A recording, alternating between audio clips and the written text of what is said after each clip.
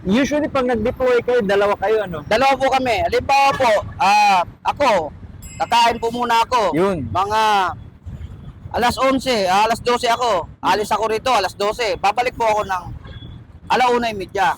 Tapos Pagbalik ko naman, yung kasama ko, siya naman pabalik. Kailangan po, may tao po lagi bawat kanto. Kasi po, ang inaano po natin, aksidente sa Ay, kalsada. hindi pwedeng wala. Yun po, pagka may aksidente naman po, padali po tating tawagan ang ambulansya natin. May contact po kami sa barangay. Tatawagin namin yung ambulansya para Ayun. may hatid po sa ano.